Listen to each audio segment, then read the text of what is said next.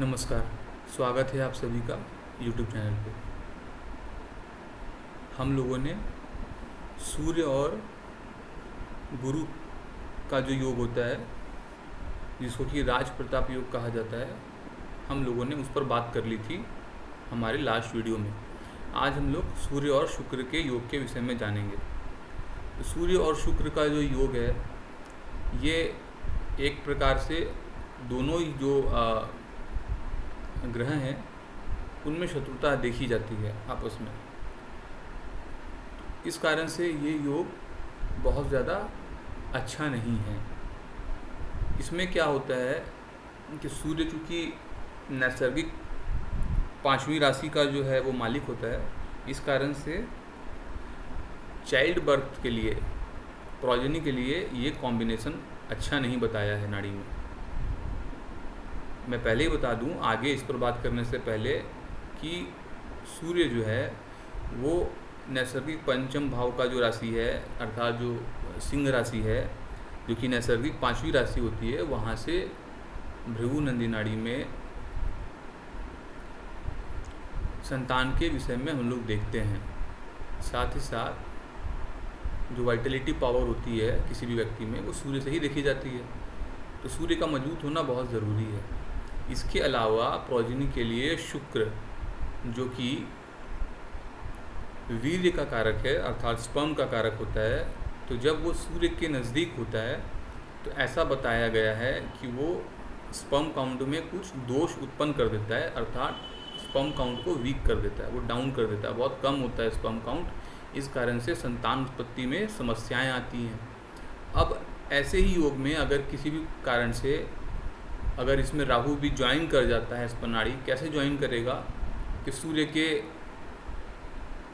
Second sign में, अर्थात सूर्य शुक्र का जो योग बना हुआ है तो उसके सेकंड साइन में हो, या फिर सूर्य के सेकंड साइन में हो, सूर्य के साथ हो, ठीक है, या सूर्य के त्रिकोण राशियों में हो, अर्थात ट्राइन में हो, तो उसमें क्या होगा कि यहाँ पर प्रोजेनी की बहुत ज़्यादा समस्या आ जाएगी। और अगर ऐसे व्यक्ति को पुत्र की प्राप्ति हो जाती है तो उसका संतान जो है वो मेल इशू की मैं बात कर रहा हूँ, तो वो बहुत ज़्यादा बीमार रहने लगेगा, उसकी अर्ली डेथ हो सकती है। इसी प्रकार से सूर्य पिता का भी कारक है, तो पिता को भी कष्ट होते हैं जीवन में, ठीक है। तो आइए हम लोग विलम्ब न करते हुए हम लोग स्टार्ट कर लेते हैं। देखिए, तो इसमें बताया है कि इस योग का जो फल है, तो सूर्य और शुक्र का जब योग बनता है तो ये जो शुक्र है ना, जो धन का कारक है नाड़ी में, तो वो सूर्य से मिलके आगे बढ़ा है। इस कारण से यहाँ बताया गया है कि नेटिव जो है उसका धनागमन का जो साधन होता है वो किसी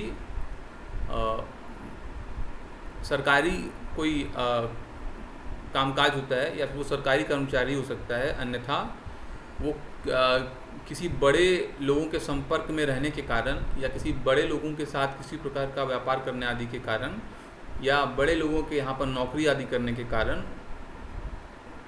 उसके जो है जीविका के रास्ते बनते हैं, अर्थात उसका जो धनार्जन करने का जो मार्ग होगा वो इसी प्रकार से होगा, अर्थात उसमें सूर्य का लीनियज जो है वो आ जाएगा, ठीक है। इसके अलावा क्या हो सकता है कि नेटिव अपने पिता के ही व्यवसाय में जुड़ सकता है, क्योंकि सूर्य पिता भी है।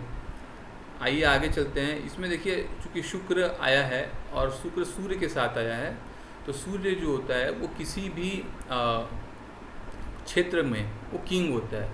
कैसे किंग होगा इसको समझिएगा। जैसे आप जिस जगह पे रहते हैं तो हर एरिया में एक वार्ड होता है।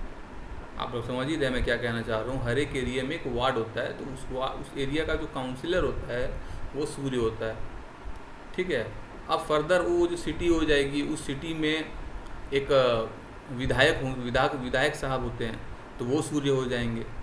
फिर पर्टिकुलर एक स्टेट में एक जो है मुख्यमंत्री होता है, तो वो फिर जो है आगे सूर्य को रिप्रेजेंट करेगा। फिर इसी प्रकार से पूरे देश में जो है एक राजा होता है, अर्थात प्रधानमंत्री होता है, तो वो जो है सूर्य हो जाएगा। अर्थात जिस एरिया में, जिस फील्ड में जो बड़े तबके के लोग होते हैं वो लोग सूर्य से देखे जाते हैं। जैसे अनाज में अगर बात करें तो अनाज में जो है गेहूं जो है वो सूर्य के अधीन बताया गया है। तो इसी तरह से लग्जरी गुड में चूँकि शुक्र है, तो लग्जरी गुड्स जो होते हैं, कीमती जो साजो सज्जा के सामान होते हैं, जो जिसकी कीमत बहुत होती है, उसमें भी जो किंग है उस सामान में भी उस सिमिलैरिटी ऑफ वो जो प्रोडक्ट्स होते हैं उसमें जो एक किंग होंगे। मतलब सपोज़ कर लीजिए, अगर आप ज्वेलरी की बात करेंगे तो ज्वेलरी में भी कोई एक ज्वेलरी कुछ ऐसी हो सकती है जो कि बहुत यूनिक हो, तो उसको सूर्य रिप्रेजेंट करता है। तो नेटिव इस तरह के व्यापार आदि में या इस तरह से जुड़े हुए कामकाज में हो सकता है, ऐसा बताया है इसमें। आइए सेकंड पॉइंट पर बात कर लेते हैं। तो देखिए यहाँ पर वही बात आई कि he is not lucky in getting male progeny. ये जो मैंने बात आप लोगों से अभी थोड़ी देर पहले वीडियो स्टार्टिंग में ही मैंने कही कि शुक्र जो है वो स्पर्म काउंट का ग्रह है, वो स्पर्म का कारक है। तो बस सूर्य के साथ जब ये शुक्र आ जाता है तो ऐसी स्थिति में क्या है कि सूर्य की तपिश, उसकी जो गर्मी है, जो उसकी ऊर्जा है, जो अग्नि तत्व का जो उसमें गुण है, उसके कारण स्पर्म जो है वो जल जाता है, अर्थात उसमें कमी आ जाती है। इस कारण से संतान से संबंधित समस्याएं हो जाती हैं, संतान न होना, संतान विलंब से होना इत्यादि इत्यादि। आइए आगे बात करते हैं। तो daughter will go into marriage to a family of honour and prestige. तो नेटिव की कोई एक बेटी, जो कि शुक्र से देखते हैं हम लोग, तो बेटी को देखने के लिए कौन कौन से ग्रह होंगे? तो शुक्र, बुध और चंद्र, यही तीन स्त्री ग्रह हैं मुख्य रूप से। तो इन्हीं तीनों में से देखना होगा। तो शुक्र को बेटी, बड़ी बेटी का कारक बताया गया है। साथ ही साथ अगर नेटिव अपनी किसी एक सबसे बड़ी बेटी को माता की तरह दर्जा देता है तो उसको हम लोग चंद्र से देखते हैं। ठीक है, आइए आगे चलते हैं। तो फाइनली क्या हुआ, देखिए शुक्र जो है उसका संबंध सूर्य से है। इस कारण से जो है नेटिव की जो बिटिया होगी, पुत्री होगी, उसका विवाह किसी अच्छे ख़ानदान में होता है। जहाँ पर उसका विवाह होता है वहाँ पर उन लोगों का मान सम्मान समाज में आदि होती है, उन लोग समाज में सम्मानित होते हैं ऐसे लोग। ठीक है, इस कारण से ये फलित किया गया है। अब देखिए पिता के लिए थोड़ा हम लोग देखते हैं। तो पिता देखिए सूर्य है, उसके आगे शुक्र है। तो पिता को भविष्य में इस नेटिव के जन्म के बाद पिता को आगे धनागमन के साधन बनने वाले हैं। परंतु अगर यहाँ पे राहु भी आ जाएगा तो इस कारण से जो प्रोजनी में समस्याएं होगी, पिता को कष्ट भी होगा। लेकिन शुक्र राहु का जो योग है वो पिता के कैरेक्टर के लिए अच्छा नहीं है। आप लोग समझ रहे होंगे मैं किस तरफ इशारा कर रहा हूँ। फलस्वरूप जो है इसको ऐसे ही देखा जाएगा। और इसमें बहुत आयाम है, इस योग में अपने आप में बहुत आयाम है। पत्नी जो है वीनस, वो भी जैसे बिटिया के लिए हम लोगों ने फलित किया, तो पत्नी भी जहाँ से आती है वो भी मान सम्मान वाले घर से आती है। उन लोगों का भी समाज में ख्याति सम्मान आदि होता है। इसके अलावा पत्नी में रॉयल टेंडेंसी होती है, क्योंकि पीछे सूर्य है। तो वीनस सूर्य का कारकत्व लेकर आगे बढ़ा है। इस कारण से पत्नी में जो है डोमिनेटिंग नेचर जो है एक प्रकार से डेवलप हो जाता है। और नेटिव जो है नेटिव की वाइफ वो रूल करना चाहती है।